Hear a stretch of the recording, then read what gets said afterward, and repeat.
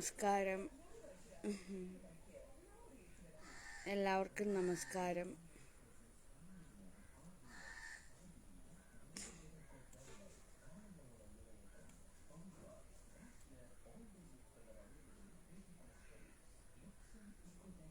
എല്ലാവർക്കും നമസ്കാരം. എല്ലാവർക്കും നമസ്കാരം.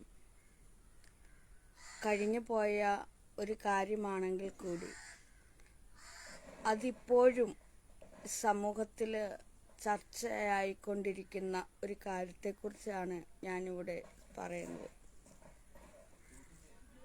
ആ സംഭവം നടന്നിട്ടിപ്പോൾ ദിവസങ്ങളായി, ആഴ്ചകളായി. എന്നാൽ അതിനെ ചുറ്റിപ്പറ്റിയുള്ള വാർത്തകളും മറ്റും സംസാരങ്ങളും മറ്റും ഇപ്പോഴും ഇങ്ങനെ മനുഷ്യർക്കിടയിൽ പലരും സംസാരിച്ചു കൊണ്ടിരിക്കുകയാണ്, ചർച്ച ചെയ്തുകൊണ്ടിരിക്കുന്ന ഒരു വിഷയമാണ്. എന്താണെന്ന് വെച്ചാൽ കുട്ടിയെ തട്ടിക്കൊണ്ടുപോയി എന്ന് പറയുന്ന ആ കാര്യം. ശരിക്കും അതിനെപ്പറ്റി നേരായ വിധത്തിൽ എനിക്കതിനെപ്പറ്റി ഒന്നും തന്നെ അറിയില്ല. കാരണം അത്തരത്തിലുള്ള പ്രവർത്തനങ്ങൾ ഞാൻ ചെയ്യുന്നില്ല. അത്തരത്തിലുള്ള പ്രവർത്തനങ്ങൾ ഞാൻ ചെയ്യാത്തത് കൊണ്ട് തന്നെ ആ കാര്യത്തെക്കുറിച്ച് എനിക്ക് കൂടുതൽ അറിവുമില്ല. അപ്പോൾ ഒരു ന്യൂസ് ചാനൽ, വിസ്മയ ന്യൂസ് ചാനൽ എന്ന് പറയുന്ന ഒരു ന്യൂസ് ചാനൽ, ഇവിടെ ആദ്യമായിട്ട് അതിലെ ആളുടെ പേരെനിക്കറിയില്ല, രതീഷ് എന്നോ മറ്റോ ആണെന്ന് തോന്നുന്നു, എനിക്ക് വ്യക്തമായിട്ടറിയില്ല. ആ ആള് ഇവിടെ ആദ്യമായിട്ട് വന്ന് ഇൻ്റർവ്യൂ എന്ന പേരിൽ വന്ന് എന്നോട് സംസാരിച്ചപ്പോഴും ഞാൻ ആളിനോട് വളരെ മാന്യമായിട്ടും മര്യാദയായിട്ടെല്ലാം പെരുമാറിയ ഒരാളാണ്. ആ ആളിനോട് മാത്രമല്ല, ആര് വന്നാലും, മനുഷ്യരിൽപ്പെട്ട ആര് വന്നാലും അവരോടൊക്കെ കഴിവതും മാന്യമായിട്ടും മര്യാദയ്ക്കും പെരുമാറുന്ന, ഇപ്പം ഞാൻ മാത്രമല്ല, നിങ്ങളുടെ വീട്ടിലേക്ക് ആര് വന്നാലും നിങ്ങളും അങ്ങനെയൊക്കെയല്ലേ ചെയ്യുന്നത്. അതുപോലെ തന്നെയാണ് ഞാനും. എൻ്റെ അരികിലേക്ക് എന്നെ കാണുവാൻ ആര് വന്നാലും വേണ്ടുന്ന രീതിയിലുള്ള മാന്യതയും മര്യാദയും എല്ലാം കൊടുക്കുന്ന ഒരാളാണ് ഞാൻ. അപ്പോഴേ ആളിവിടെ വന്നു. അന്നും അയാളിങ്ങനെയാ. അയാൾക്ക് മദ്യം, പെണ്ണ് കേസ്, കഞ്ചാവ്, അതിനെപ്പറ്റിയൊക്കെ അറിയാനാണ്, തെറി, അതിനെപ്പറ്റിയൊക്കെ അറിയാനാണ് കൂടുതൽ. കാരണം ആ ലോകത്ത് കിടക്കുകയാണ് അയാൾ. വിസ്മയ ന്യൂസ് ചാനൽ, ആ ന്യൂസ് ചാനൽ, അയാളുടെ ആ റിപ്പോർട്ടറിൻ്റെ പേര് രതീഷ് എന്നോ മറ്റോ ആണെന്ന് തോന്നുന്നു, എനിക്കറിയില്ല. അയാൾക്ക് ആ ഒരു വിഷയം, അത്തരം വിഷയങ്ങളാണ് അദ്ദേഹത്തിന് കൂടുതൽ ഇഷ്ടമെന്ന് എനിക്ക് തോന്നിയിട്ടുണ്ട് പലപ്പോഴും. കാരണം അത്തരം വിഷയങ്ങൾ കൈകാര്യം ചെയ്യാനും അത്തരം വിഷയങ്ങൾ കൂടുതൽ ചർച്ച ചെയ്യാനും കൂടുതൽ അറിയാനും എടുക്കാനും ഒക്കെ ഇഷ്ടമുള്ള ഒരാളാണ്. എനിക്ക് പലപ്പോഴും സൈക്കോളജി, എനിക്ക് അങ്ങനെയാണ് അയാളെ തോന്നിയിട്ടുള്ളത്. കാരണം എപ്പോഴും അങ്ങനെയുള്ള കാര്യങ്ങളാണ് എന്നോട് ചർച്ച ചെയ്ത് വരുന്നത്. അന്നും എന്നോട് അയാൾ കഞ്ചാവിനെ പറ്റിയൊക്കെയാണ് ചോദിച്ചത്. പിന്നെ അതുപോലെ തന്നെ മറ്റുള്ളവർ എൻ്റെ പേരും എടുത്തു വെച്ച് ഫേക്ക് അക്കൗണ്ട് ഉണ്ടാക്കി തെറിയൊക്കെ എഡിറ്റ് ചെയ്ത് വിടുന്നുണ്ട്, അല്ലാതെ ശബ്ദങ്ങൾ കൊടുത്തിടുന്നുണ്ട്. അത്തരം കാര്യങ്ങളൊക്കെ ചെയ്യുന്നതല്ല എനിക്ക് വാട്സപ്പിൽ ഇങ്ങോട്ട് മെസ്സേജ് ചെയ്ത് തരുമായിരുന്നു. വേറെ എനിക്ക് ഇൻട്രസ്റ്റ് ആയിട്ടുള്ള കാര്യങ്ങളൊന്നും അയാൾ ഇന്നുവരെ എനിക്ക് സെൻഡ് ചെയ്ത് തന്നിട്ടില്ല. പകരം അയാൾക്ക് ഇൻട്രസ്റ്റ് ആയിട്ടുള്ള തെറികളെ, ഇതുപോലെയുള്ള കാര്യങ്ങളൊക്കെ എനിക്ക് ഇങ്ങോട്ട് സെൻഡ് ചെയ്ത് തരുമായിരുന്നു. അപ്പോൾ ഞാനൊരു സ്മൈലി, പുഞ്ചിരിക്കുന്ന സ്മൈലി എടുത്തിട്ട് കൊടുക്കും. അത്ര മാത്രമേ ഉള്ളൂ. അതും വല്ലപ്പോഴും അങ്ങനെ. അപ്പോൾ ഈ അടുത്തിടയിൽ വന്നപ്പോഴും ഞാനിവിടെ ഉണ്ടായിരുന്നില്ല, കോട്ടയം മെഡിക്കൽ കോളേജ് ഹോസ്പിറ്റലായിരുന്നു. അതൊക്കെ ഞാൻ പറഞ്ഞതാണ്. ഇവിടെ വന്ന് അയാൾക്ക് തോന്നിക്കുന്നത് പോലെയുള്ള ഓരോ വീഡിയോ എടുത്ത്, ഇപ്പോൾ ഇവിടെ നിന്ന് തന്നെ വീഡിയോ എടുത്തപ്പോൾ എന്നോട് പറഞ്ഞു, ആ കുട്ടിയെ തട്ടിക്കൊണ്ട് പോയ ആ സംഭവം ഇതുമായിട്ടൊക്കെ ബന്ധപ്പെടുത്തി എന്ന് സൂചിപ്പിക്കുന്ന വാക്കുകൾ എനിക്കിപ്പം ഓർമ്മയില്ല. ഞാനൊരു വീഡിയോ ചെയ്യട്ടെ, നിങ്ങളിപ്പോൾ ഹോസ്പിറ്റലിലല്ലേ, അപ്പോൾ കൂടുതൽ ആളുകൾ നിങ്ങളിലേക്ക് എത്തും എന്നൊക്കെ പറഞ്ഞുകൊണ്ട്. ശരിക്കും കൂടുതൽ ആളുകൾ എന്നിലേക്കായിരുന്നില്ല എത്തിയത്. അയാളുടെ ആ ചാനലിൽ കിടന്ന വീഡിയോസ് ഓടാൻ അയാളുടെ ആ ചാനലിലേക്കാണ് പോയത്. മാത്രമല്ല ആ ചാനൽ എഴുതി പിടിപ്പിച്ചിരിക്കുന്ന മറ്റുള്ളവരുടെ കമൻസുകൾ അയാളെക്കാൾ നെറുകെട്ട രീതിയിലുള്ള വർത്തമാനങ്ങളാണ് അവിടെ എഴുതി പിടിപ്പിച്ചിട്ടിരിക്കുന്നവർ. കാര്യം എന്താണെന്നൊന്നും അറിയാൻ കഴിയാതെ അയാൾ എന്താണോ നുണകൾ അടിച്ചു വിടുന്നത് അതിനേക്കാൾ വലിയ നുണകളാണ് അവിടെ കമൻ്റായിട്ട് എഴുതിയിടുന്നത്. എന്നാൽ കുറേ ആളുകൾ, ഞാനുമായിട്ട് കണക്റ്റുള്ള കുറേ ആളുകൾ എന്നെ ഫോൺ വിളിച്ചൊക്കെ അതിൻ്റെ സീരിയസ് അവരെനിക്ക് പറഞ്ഞ് മനസ്സിലാക്കി തരികയാണ്. ശരിക്കും പറഞ്ഞ് എനിക്ക് മനസ്സിലാക്കി തരേണ്ട ആവശ്യമില്ല. എന്നിരുന്നാലും ഇതൊന്ന് ഷെയർ ചെയ്തോളൂ എല്ലാവരും. അപ്പോൾ ഈ കുറച്ച് മുമ്പ് ദിയാസനെ എന്നെ വിളിച്ചിട്ടുണ്ടായിരുന്നു. ദിയാസന എന്ന് പറയുമ്പോൾ നിങ്ങൾക്ക് എല്ലാവർക്കും അറിയാം, ബിഗ് ബോസിലെ പോയിട്ടുള്ളൊരു കുട്ടിയാണ്. ബിഗ് ബോസ് എന്ന് പറയുന്ന ആ വലിയ ഷോയിൽ പങ്കെടുത്തൊരു കുട്ടിയാണ്. സാമൂഹ്യ പ്രവർത്തകയാണ്. നല്ലൊരു കുട്ടിയാണ്. വർഷങ്ങൾ കൊണ്ടുള്ള പരിചയം എനിക്ക് ആ കുട്ടിയുമായിട്ടുണ്ട്. നല്ലൊരു ബന്ധമുണ്ട്. പക്ഷേ വിളിയും പറച്ചിലും ഒക്കെ വളരെ കുറച്ചാണെങ്കിൽ കൂടി നല്ലൊരു ബന്ധം പുലർത്തുന്ന ഒരു പെൺകുട്ടിയാണ് ദിയാസിന്. കുറച്ചു മുമ്പ് എന്നോട് വിജീഷ് VS വിസ്മയ ന്യൂസ് ചാനൽ അഴുക്ക ചാനലാണ്. എനിക്ക് ഒരു അനുഭവമുണ്ട് ചേച്ചി. പോലീസിൽ ഒരു പരാതി കൊടുക്കുക. വിസ്മയ ന്യൂസ് എൻ്റെ കയ്യിൽ തെളിവുണ്ട്. വേണമെങ്കിൽ ഞാനും സാക്ഷി പറയാം. വിജീഷ് VS ഓക്കെ മോനെ. അപ്പോൾ എല്ലാവരും എന്നോട് പറയുന്ന മോനി പറയുന്ന ഇതേ കാര്യം തന്നെയാണ്. അതിനെതിരെ അയാൾക്കെതിരെ ഒരു കേസ് കൊടുക്കുക എന്ന്. അപ്പോൾ ഞാൻ ആ കേസ് കൊടുക്കാത്തത് കൊണ്ട് തന്നെ മറ്റു പലരും എന്നോട് പറയുന്നത് എനിക്ക് വിവരമില്ല എന്നാണ്.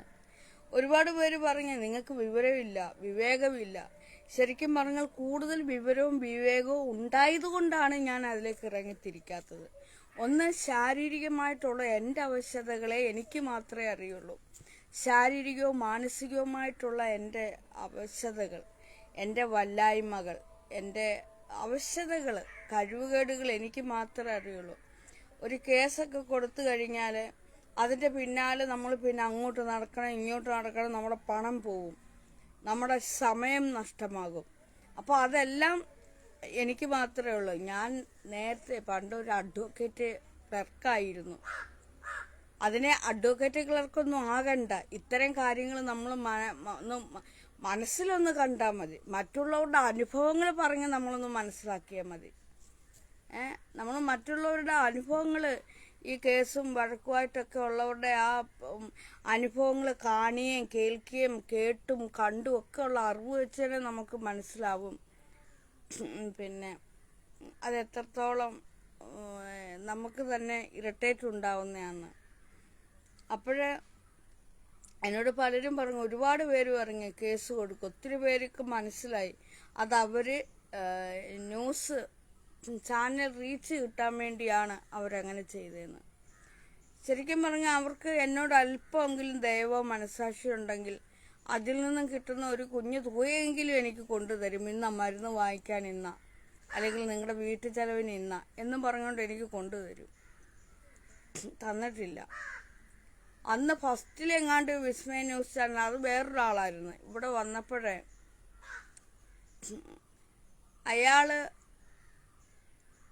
അയാൾക്ക് ഞാൻ അങ്ങോട്ട് ക്യാഷ് കൊടുത്താണ് വാർത്ത ഇട്ടത്. അയാൾ ക്യാഷ് കൊടുത്തതല്ല, എന്നോട് പറഞ്ഞ് ഇത്ര രൂപ വേണമെന്ന് പറഞ്ഞതായിരുന്നു. അതെന്ന് പറയുന്നത് എന്താണെന്ന് വെച്ചാൽ, എനിക്ക് കുറേ വിഡ്ഢികളായ മനുഷ്യർ അവരുടെ അറിവോടുകൂടി കുറേ പൈസ എനിക്ക് തന്നായിരുന്നു. കുറേ കാശ് എനിക്ക് പലരും തന്നിട്ടുണ്ട്.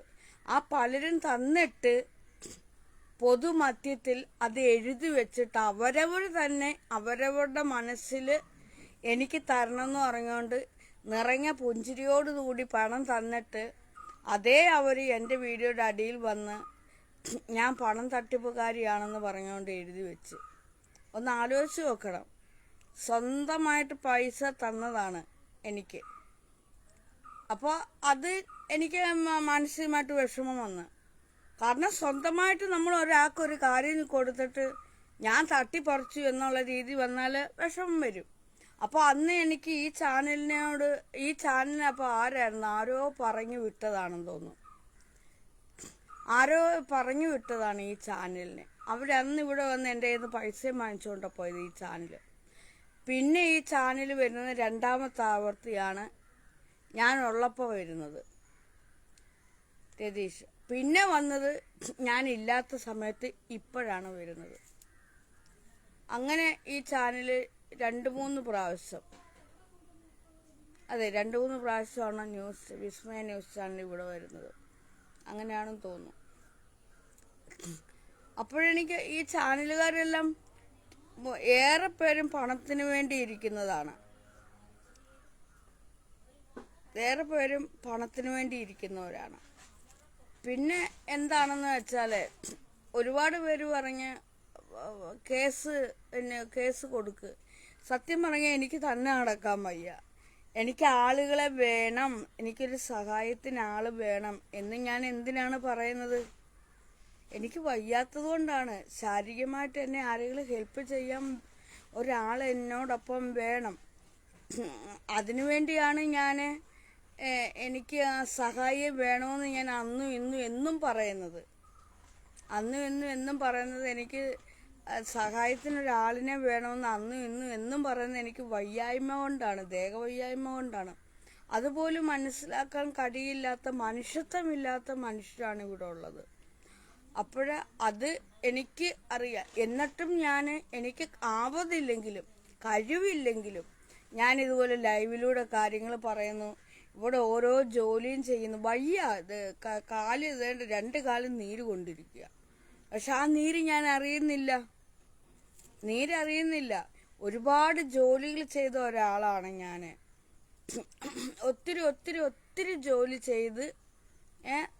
ചെയ്ത ഒരാൾ. ഇപ്പം എനിക്ക് വിശ്രമമാണ് ആവശ്യം. ആ വിശ്രമവും ഞാൻ വിശ്രമിക്കുന്നില്ല എന്നുള്ളതാണ് സത്യം. നേരത്തെ എന്തെല്ലാം ജോലിയാണോ ചെയ്യുന്നത് ഇപ്പോഴും ഞാൻ അത് തുടരുകയാണ്. വിശ്രമമില്ല. മരിക്കുന്നിടം വരെ ഒരു വ്യക്തിക്ക് വിശ്രമമില്ല. വിശ്രമമില്ലാതെ പണിയെടുക്കുകയാണ് ആ വ്യക്തി. ഞാനും അത് തന്നെയാണ്. നിങ്ങൾ ഓരോരുത്തരും അതാണ്. നിങ്ങൾ വിശ്രമമില്ലാതെയാണ് ജോലി ചെയ്യുന്നത്. ജോലി ചെയ്യുന്നവരുണ്ടെങ്കിൽ ഞാനും വിശ്രമമില്ലാത്ത ജോലികളാണ് ഇവിടെ ചെയ്യുന്നത്. അപ്പോൾ ഇയാളിങ്ങനെ എന്നെക്കുറിച്ച് ഇങ്ങനെ വീഡിയോ ഇട്ടപ്പോഴേ പലരും പറഞ്ഞ് കേസ് കൊടുക്കുക. ഞാൻ പറഞ്ഞു കുട്ടി, അപ്പോൾ എല്ലാവരും പറയുന്നത് എങ്ങനെയാ, നാഗയ്ക്ക് ഇതിൻ്റെ സീരിയസ് അറിയില്ല. സീരിയസ് അറിയാം. കാരണം ഇയാൾ അങ്ങനെ വീഡിയോ ഇടുമ്പോൾ ഞാൻ ഇനി പുറത്തോട്ടെങ്ങനെ പോവുകയാണെങ്കിൽ അതിൻ്റെ പേരിൽ അയാൾ പറഞ്ഞതിൻ്റെ പേരിൽ ആളുകൾ എന്നെ ചിലപ്പോൾ ഉപദ്രവിക്കാനും ചാൻസ് ഉണ്ട്. അതിന് അയാളല്ലേ കാരണം. ഒരു മനസ്സിൽ അയാൾ കാട്ടണമായിരുന്നു അല്ലേ?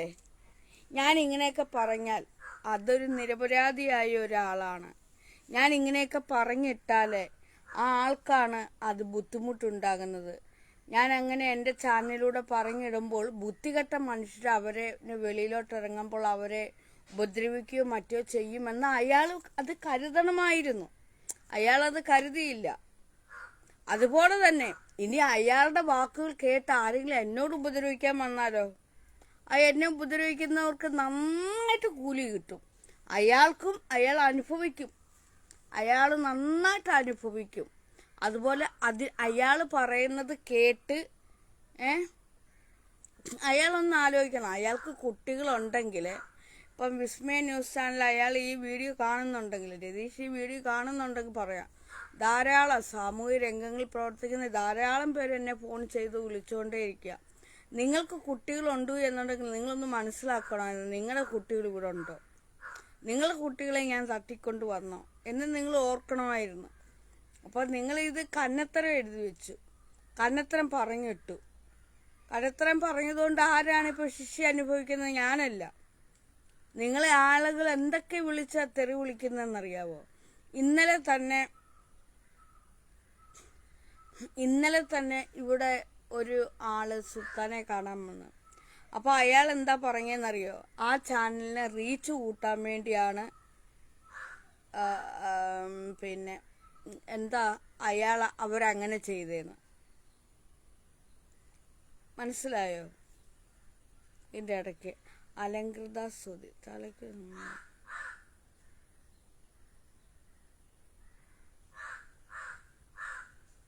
അലങ്കൃത സ്തുതി. എനിക്ക് എന്തെല്ലാം അസുഖങ്ങളാണോ ഉള്ളത് അതെല്ലാം ഈ ഐഡിയക്ക് അങ്ങ് വന്ന് ചേരട്ടെ. എനിക്ക് എന്തെല്ലാം അസുഖങ്ങളാണോ ഉള്ളത് നിനക്ക് വന്നു ചേരട്ടെ. ഇത് പഠിക്കും. സുഖമില്ലാത്ത അസുഖമുള്ള ഒരാളിൻ്റെ വായിൽ നിന്ന് ഇത്തരം ശാപവാക്ക് കേൾക്കരുത്. അത് ഫലിക്കും. മനസ്സിലായോ? ഞാൻ നല്ല രോഗാവസ്ഥയിൽ കഴിയുന്ന ഒരാളാണ്. ആ രോഗങ്ങൾ മുഴുവൻ പകർച്ചവ്യാധി പോലെ നിന്നിലേക്ക് വന്ന് പടരട്ടെ.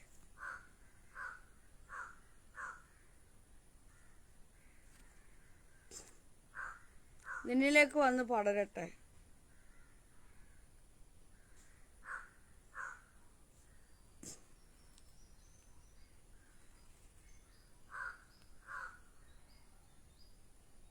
എല്ലാ എണ്ണം എൻ്റെ അടുത്ത് കളിക്കാൻ വന്ന എല്ലാ എണ്ണത്തിനും കൂലി കിട്ടിക്കൊണ്ടേ ഇരിക്കുക.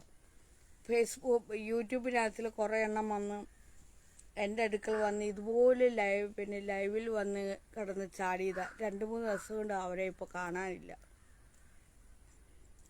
ഈ പകർച്ചവ്യാധി എന്ന് പറയുന്ന കേട്ടില്ല, അത് സത്യമാണ്. അതങ്ങനെ പകരും. പ്രത്യേകിച്ച് നമ്മൾക്ക് ഒരസുഖം ഉണ്ടെങ്കിൽ ആ അസുഖം നമ്മൾ അറിഞ്ഞ് ഹൃദയപൂർവ്വം മറ്റൊരാൾക്ക് പിടിപെടട്ടെ എന്ന് പറഞ്ഞുകൊണ്ട് നമ്മൾ കൊടുക്കുകയാണെങ്കിൽ അത് അവർക്കത് അനുഭവിക്കും. അവരവരുടെ ജീവിതത്തിലേക്ക് അവർക്കത് വരും. അതായത് ഒരാൾ എവിടെ ഇരുന്ന് പറഞ്ഞാലും മതി. അതെങ്ങനെയാണ് വരുന്നതെന്ന് വെച്ചാൽ അവരവിടെ എഴുതിയിടുമ്പോൾ അവരുടെ ഉള്ളിലെ ആത്മാവ് അത് കേൾക്കുകയും അവർക്കത് കൊടുക്കുകയും ചെയ്യുന്നു. അവരുടെ ഉള്ളിലെ ഈശ്വരൻ ബോധം, ആ ബോധം അവർക്കത് കൊടുക്കുന്നു. അപ്പോൾ എനിക്കിത് എന്ന് പറയുന്നത്, ഞാൻ നേരത്തെ നന്നായിട്ട് യോഗയൊക്കെ ചെയ്യുമായിരുന്നു. നിങ്ങളുടെ ഭ്രാന്ത് മാത്രമേ എനിക്ക് വന്ന് ചേരാതിരിക്കട്ടെ. എൻ്റെ ഭ്രാന്ത് നിനക്കിപ്പോൾ വന്ന് ചേർന്നതുകൊണ്ടാണ്, ഈ നിമിഷം വന്ന് ചേർന്നതുകൊണ്ടാണ് നീ ഇപ്പോൾ ഇവിടെ എഴുതിയിടുന്നത്. മനസ്സിലായോ? എൻ്റെ ഭ്രാന്ത് നിനക്ക് പിടിപെട്ടു, അതുകൊണ്ടാണ് നീ ഇങ്ങനെ എഴുതിയിടുന്നത്. അല്ലെങ്കിൽ നീ ഇങ്ങനെ എഴുതിയിടത്തില്ല.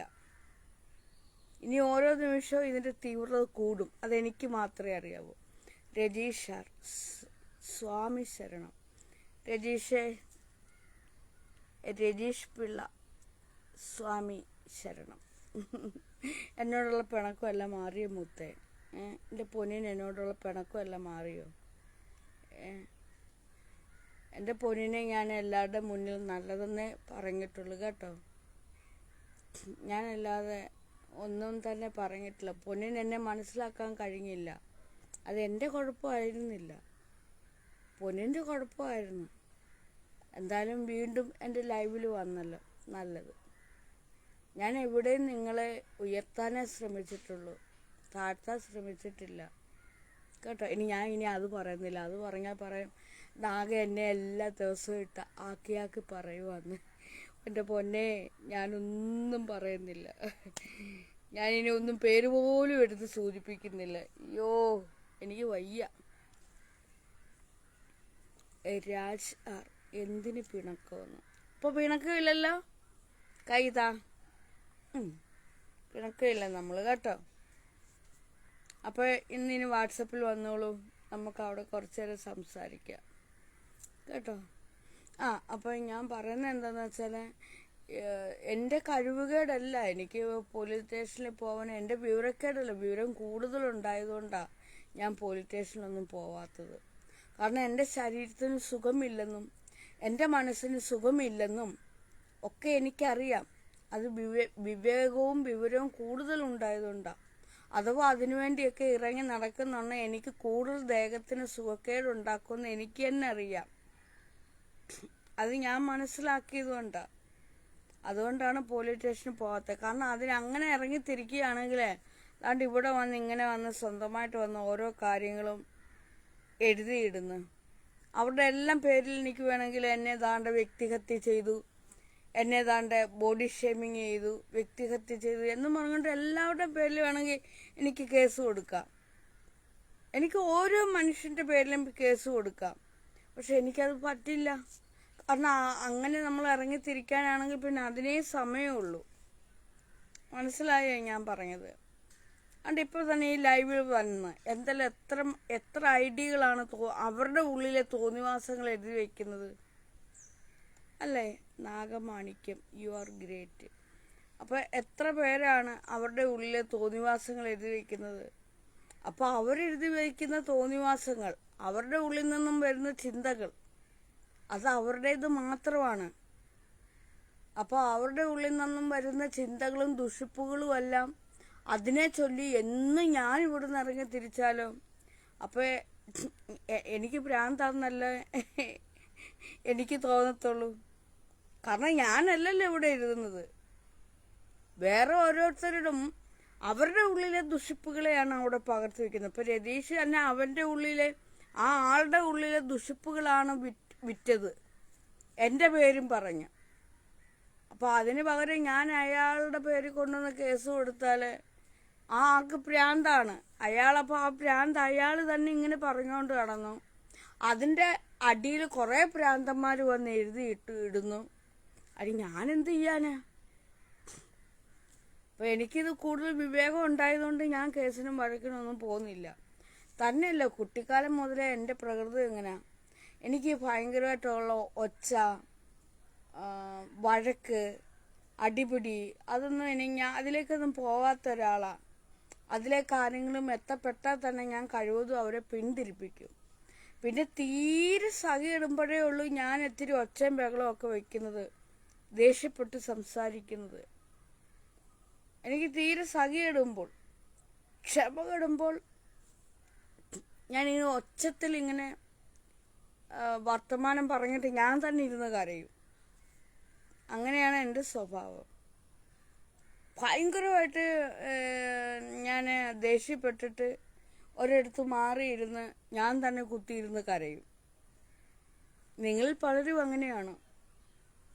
നിങ്ങളുടെ കൂട്ടുകാരോടോ അച്ഛനോടോ അമ്മയോടോ സൗഹൃദങ്ങളോടോ ഒക്കെ തന്നെ ഭയങ്കരമായിട്ട് ഉള്ളിലെ ദേഷ്യവും വിഷമവും ഒക്കെ ചേർന്ന് ഭയങ്കരമായിട്ട് ഒച്ചയും ബഹളവും എടുത്തിട്ട് നിങ്ങൾ തന്നെ ഇരുന്ന് കരയത്തില്ലേ?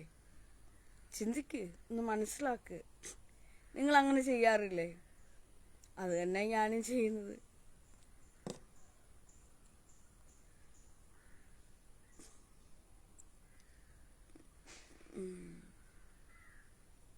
ഇവിടെ ആയാലും ഇതുപോലെയാണ്. ഞാൻ ഭയങ്കരമായിട്ട് ഒച്ചയും ബഹളവും എടുക്കും. വീട്ടിലായാലും എൻ്റെ സ്വഭാവം അതാണ്. സഹോദരനോട്, അമ്മയോട്, ചിലപ്പോൾ സുൽത്താനോട്, ചിലപ്പോൾ ഇവിടെ വരുന്ന ആരെങ്കിലും ഉണ്ടെങ്കിൽ ആ സൗഹൃദങ്ങളോട്, എനിക്ക് വേറെ ആരാ ഉള്ളത്? അവരോടൊക്കെ നല്ലവണ്ണം ഒച്ചയും ബഹളവും എടുത്തിട്ട് എന്നിട്ട് ഞാൻ മാറിയിരുന്ന് എൻ്റെ ദേവിയുടെ മുന്നിൽ ഇരുന്ന് കരയും.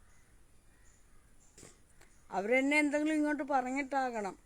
എനിക്കത് പിന്നീടാണ് ഞാൻ ഓർമ്മിക്കുന്നത്, അവരുടെ വായു കൊണ്ട് അവർ പറഞ്ഞ കാര്യത്തിനെ കുറിച്ച് ആലോചിച്ച് ഞാൻ എന്തിനാണ് ഒച്ചയെടുത്തതെന്ന്.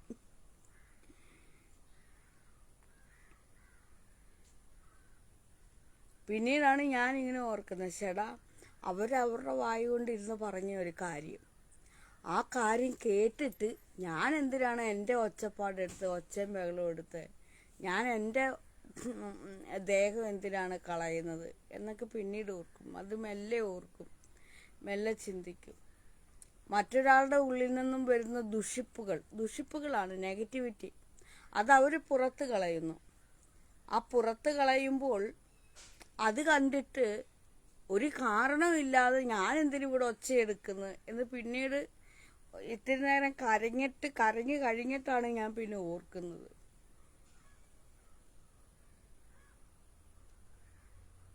നമ്മളെല്ലാവരും അങ്ങനെയാ. എവിടെയോ ഉള്ള ആരെങ്കിലും ആർക്കൊക്കെയോ വേണ്ടി എന്തെങ്കിലുമൊക്കെ സംസാരിക്കും. നമുക്കതിൻ്റെ ആവശ്യമൊന്നുമില്ല അതിൻ്റെ ഇടയ്ക്ക് ചെന്ന് കയറാൻ. പക്ഷെ നമ്മളെന്ത് ചെയ്യും? അതിൻ്റെ ഇടയ്ക്ക് ചെന്ന് കയറിയിട്ട് അവരുടെ കയ്യിലിരിക്കുന്നേ വാങ്ങിച്ചു കൂട്ടിക്കൊണ്ട് ഇവിടെ വന്നിട്ട് കീറിക്കൊണ്ടിരിക്കും. അല്ലേ? നിങ്ങളെല്ലാം